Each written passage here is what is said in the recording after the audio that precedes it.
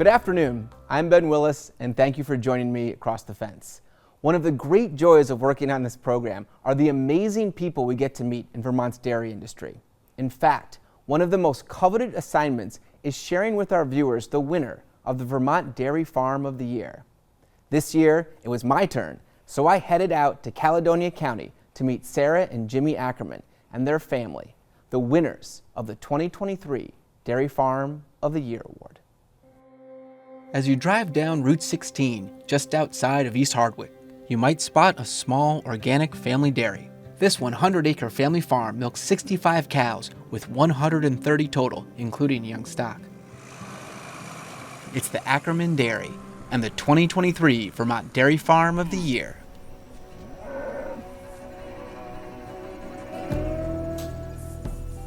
Nine years ago, Sarah and Jimmy Ackerman were looking to buy a farm. We were getting married and thinking about starting a family, and we wanted a place to call home. The young couple had been working on their family farm in Cabot. We wanted something of our own, and the family farm wasn't going to work out. And so we started looking to buy a farm. It's not like buying a house. They're not just advertised in the paper.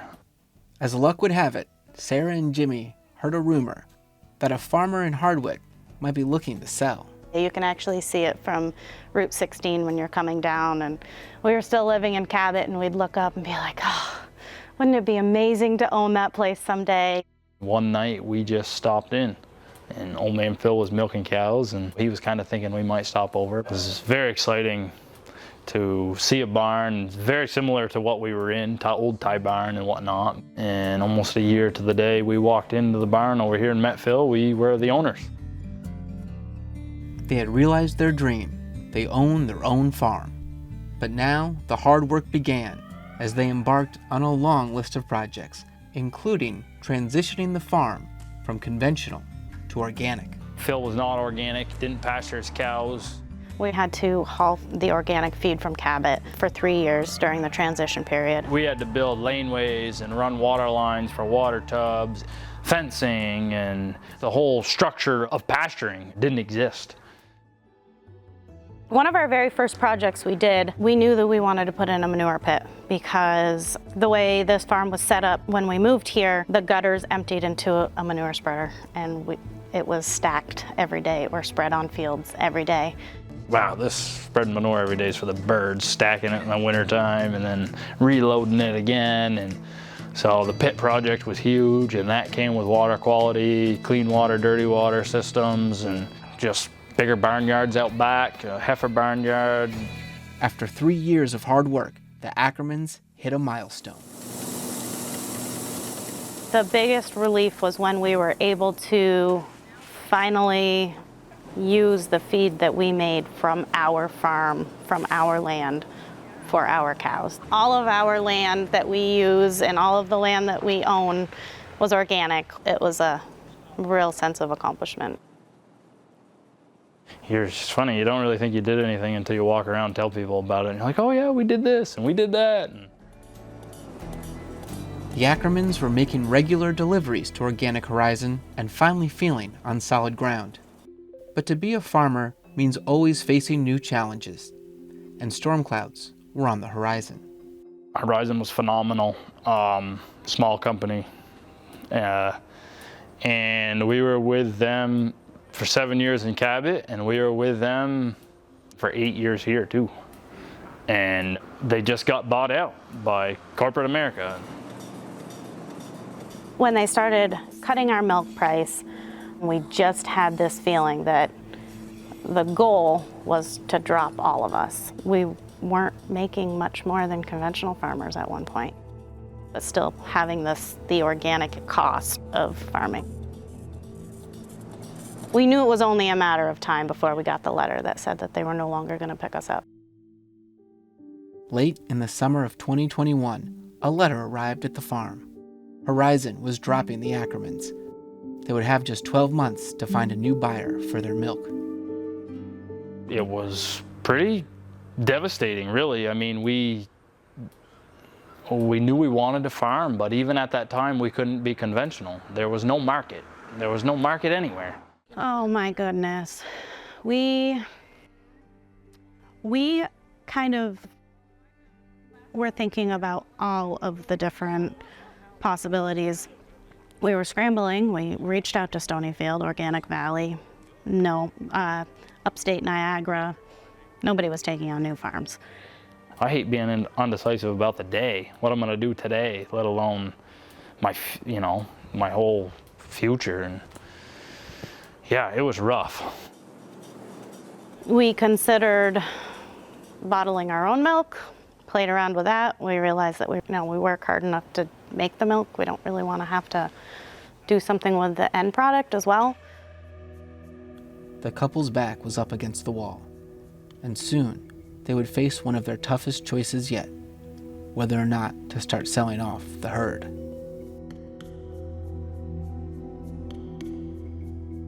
We called a cow buyer, and he came out and walked through the barn, and he was loving what he was seeing, but Sarah and I were just, it just killed us to think that we were gonna sell out and not have cows and not do what we love to do.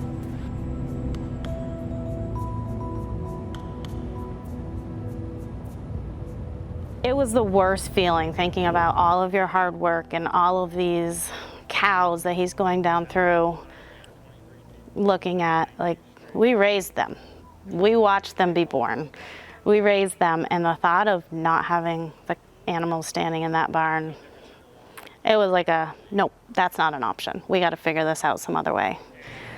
The cows always come first for Sarah and Jimmy, and when push came to shove, they chose to be resilient, sticking by their cows and sending the cow buyer home.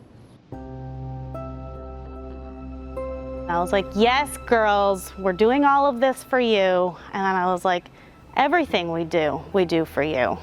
And Jimmy says, is that what you want for your life?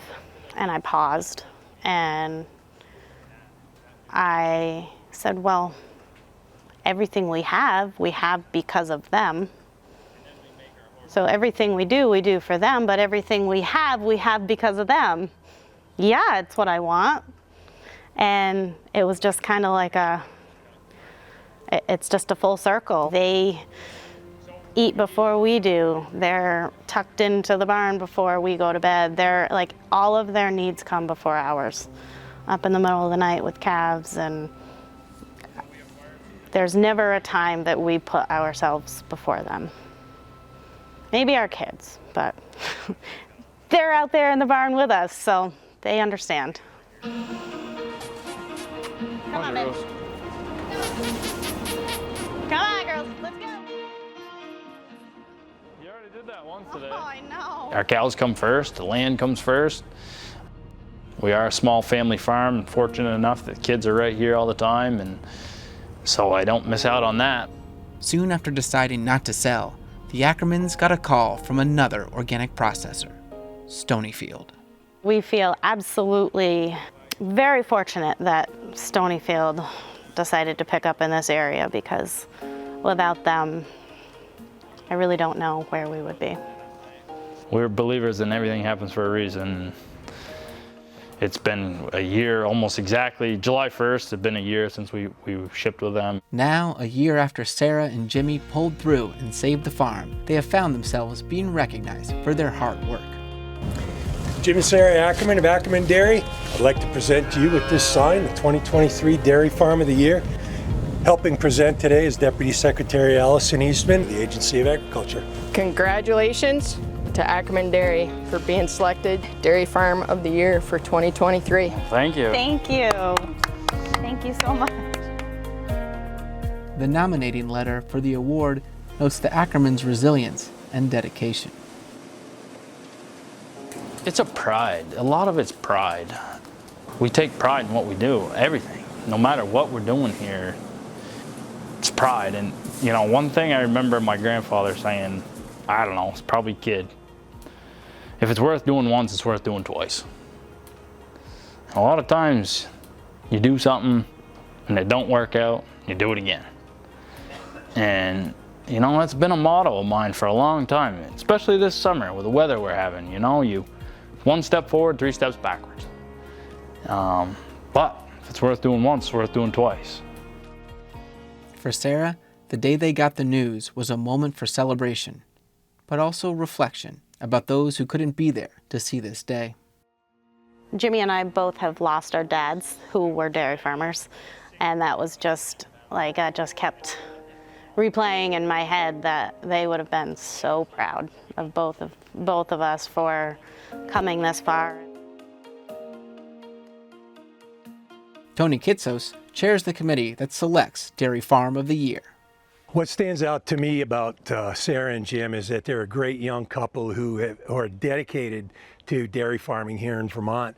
They are from this area, originating from the Cabot area, family farms, and are beginning their family farm here with their young children, and have already had conversations about how do they get them integrated with the farm. The judges left here very impressed with what they've done in the 9 short years they've been here to convert this farm from conventional to something that's a sustainable organic farm. Have remodeled mostly everything in here and have an eye towards tomorrow as well. We have one daughter who, at this point, seems very interested in farming. The Ackermans haven't stopped dreaming, and they already have their next big move in mind. Our ultimate goal is to have a new freestall with 2 robots. We feel that's the step that we would need to take to keep our farm modern. It's a scary thought to be so buried in debt, but you don't get to move forward unless you take chances. If the next generation has the work ethic of their parents, this farm will continue to thrive for decades to come. At the Ackerman Dairy, I'm Ben Willis with Across the Fence. To learn more and view past Dairy Farm of the Year winners, visit the website on the screen or Google UVM Dairy Farm of the Year. Thank you for joining us today, and have a great afternoon.